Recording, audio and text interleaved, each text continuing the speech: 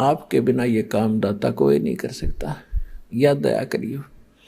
परमात्मा को पता था कि यह आत्मा तो मेरी है, रामचंद्र भी यूं तो ठेकेदार बन रहा है। अपन आत्माओं जैसे आपका कोई पुत्र या पुत्री है और कोई रोगी है आज के दिन किसी कारण से, मान ले देखो सत्संग ये ऐसा सत्संग है इसमें सारे पॉइंटों पर हिंट देने पड़ते हैं, हर तरह के भगत होते हैं। अब जैसे यहाँ अधिकतर रोगी आते हैं, क्यों काल ने सत्यानाश कर दिया, भक्ति खत्म करवा दी, पिछले पुण्य खत्म हो लिए, आगे भक्ति इनके पास थी नहीं, माथा टेक टेक उन चौराहे वाली माताओं पर बैठा लिया। अब सब रोगी हो गए, किसी को कोई हानि है, कोई मेंटली डिस्टर्ब है, किसी को कैंसर है, किसी को हाहाकार माचरी।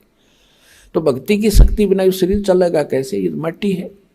तो अब जैसे यहाँ आते हैं और कति लास्ट स्टेज पर मृत्यु के निकट है, यदि सच्ची श्रद्धा से सच्चे दिल से समर्पित होकर भक्ति करेंगे तो कति ठीक करेगा, गारंटीड बात है। स्वस्थ होंगे यदि नीत भक्ति की होगी तय।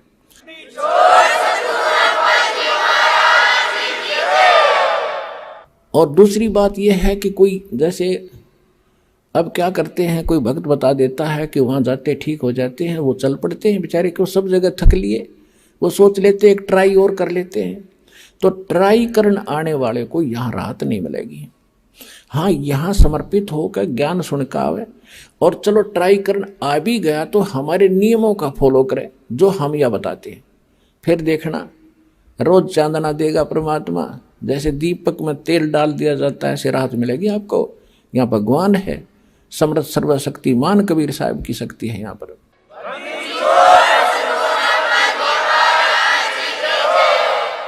अब फिर भी किसी कारण से भी राहत ना मिल पाई, त्रुटि तो अपनी ही होगी, भगवान में तो है ही नहीं। सतगुरु के दरबार में भाई कमी कहे की ना, अनसा मौज नहीं पावता तेरी चूक चाकरी मां। इस सच्चे दरबार में कबीर भगवान की डिक्शनरी में इम्पॉसिबल वर्ड नहीं है, असंभव शब्द नहीं है इस भगवान के दरबार में। यदि कोई आप नहीं राहत प्राप्त कर रहे हो तो आपकी चाकरी में दोष है, कमी है, त्रुटि है, आपकी कोई श्रद्धा भाव और सिमरन भक्ति में कोई दिक्कत है, उसको सुचारू करो, वो अवश्य मिलेगी। अब कहने का भाव ये है कि अब जैसे किसी का बाप बीमार है, 70 साल का हो गया और नाम ले लिया उसने, दुखी गणा था, दीक्षा ले ली, राहत तो मिलती है, लेकिन फिर भी किसी कारण से त्रुटि रह जाती है, कोई नियम खंडित कर देते हैं, आदत छूटती नहीं। काल ने तो यही तक नाश कर रखा है कि इनको सुख नहीं हो, दुख हो जितना हो, नाम ले जाते हैं। और बहुत से भक्त ऐसे आते हैं जी कति ठीक हो गया था और इसने बीड़ी पी ली, क्यों माड़ी राहत होगी, वो बकवाद फिर भागी और फिर वही स्थिति होगी। तो भाई ऐसे व्यक्ति को यहाँ कोई स्थान नहीं है। अब भगवान नहीं सुनेगा ऐसे व्यक्ति की, दोबारा नाम लो और फिर ठीक हो जाएगा, आगे नियमित रहना। इस कारण से वो कोई नाम खंडित करने से मृत्यु भी प्राप्त हो जाती है। अब हम तो रो रहे हैं कि हे भगवान यू क्यों मर गया, क्योंकि हमारा पिता था या हमारा पुत्र था, हम तो एक सुख के ठेकेदार बने। वो तो आत्मा तो उस परमात्मा की थी, उस परमात्मा की आत्मा है और उसको नाम दे दिया, नाम दे दिया तो उसको मनुष्य जीवन मिलेगा। इस नाम का एक बार भी जाप करके जो दास प्रथम मंत्र देता, और यदि शरीर छूट गया तो मनुष्य जीवन गारंटीड है, भक्ति मिलेगी। और इस अनमोल अमृत को बचा कैसे रखा था, छुपा क्यों रखा था, इसलिए रखा था कि ये जरूरत है इसकी। पहली बात तो स्वस्थ करेगा और इस सज्जन में मोक्ष करने की चेष्टा करेंगे परमात्मा। फिर भी क्योंकि घड़ा बिगड़ा हुआ काम है सारा, कोई न कोई त्रुटि हुए बिना रहती नहीं, किसी कारण से मृत्यु भी हो जाती है तो उसका तो भाग जाएंगे। दोनों हाथों में लाडू, सतलोक आसन बरवाड़ा में आपके। जब स्वस्थ हो गया तो भक्ति इस जीवन में करियो, और जब मृत्यु होगी किसी कारण से तो नेक्स्ट जीवन 10वें महीने आ लेगा अपनी माँ की गोदी में, यहीं पर नया कपड़ा पहन के।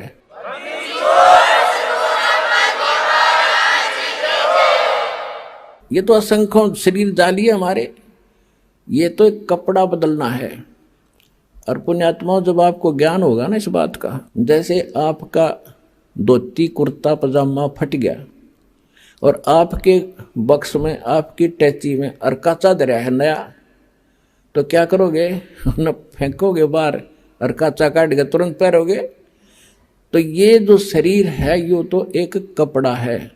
अगर ये खराब हो गया तो इस मंत्र से, मोक्ष से पहले भी अगर खराब हो जाता है तो नया तैयार रखे आपका टैची में, पैर के तुरंत आ लोगे यहीं पर और पार हो जाओगे। इसको ज्ञान समझना। ये कोई डूम बाट के गीत नहीं, कोई रागनी बनानिया की रागनी नहीं, ये कोई फिल्मी लोगों की बनाई हुई दंत कथा स्टोरी नहीं, ये परमात्मा का दिया अध्यात्म ज्ञान है और इसको 100% सत्य है और आप भी इसको सत्य मानना। तो जो प्रसंग चल रहा था हम उसी पर आते हैं। तो इस काल ने ठेका ले रखा है, ये भी हम इसके हो गए और हैं हम सभी आत्मा परमात्मा की। तो उसने ये प्रार्थना की थी कि मेरा पुत्र जाएगा विष्णु रामचंद्र रूप में, और वहां पुल की जरूरत पड़ेगी जब रावण सीता ने ठावेगा, आप दया करियो।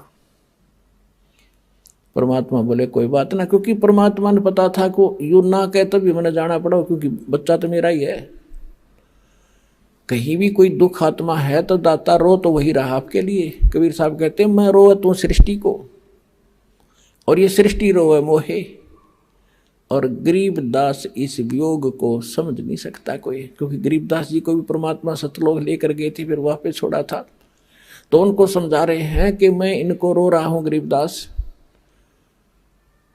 कि तुम मेरे बच्चे हो, मेरी भक्ति करो, तुम्हें यहां भी सुख दूंगा और सतलोक ले चलूंगा जहां तुम सदा सुखी रहोगे, मृत्यु नहीं होगी तुम्हारी।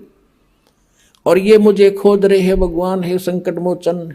संकट मोचन है, बता हनुमान जी ने संकट मोचन मान्या करते हम होते। ये भगत का था बोला, वो तो उसके पास तो कोई विभाग भी ना था, उसने पूजा करते ये ब्रह्मा विष्णु महेश, चलो एक की विभाग के मंत्री तो हैं। तो हनुमान तो एक भगत था, और भगत की एक भगत भक्ति करे, उससे कुछ मांग गए। एक कलरक से और दूसरा कलरक को याचना करे कि मैंने तू मुझे तो वो बना दे प्रेसिडेंट। वो कैसे बना देगा? तो कहने का भाव ये है कि हम भक्ति गलत कर रहे थे, तो परमात्मा ने को मालूम था कि ये दुखी होंगे तो या तो दुख तो मुझे ही होगा। तो परमात्मा कहा करते कि मैं हूं वो संकट मोचन और सारा सुख देने वाला, पर हम उसको मान नहीं पाए क्योंकि हमने उसके पहचान नहीं थी, चिन्ह नहीं थे हमारे पास, उसको पहचानने का कोई पैमाना नहीं था। अब दास ने पहले आपको पैमाना दिया कि जिन ग्रंथों को आप सत्य मानते हो उनमें भगवान की डेफिनेशन यह बता रखी है। और ये किस पर खरी होती है? ये उस पर खरी होती है जो काशी में धानक रूप में रहा करता कबीर जुलाहा। वो सर्वशक्तिमान है, सारी सृष्टि का रचनहार है, वो आपका और हमारा पिता है। वो हमें मोक्ष देगा, सुख देगा।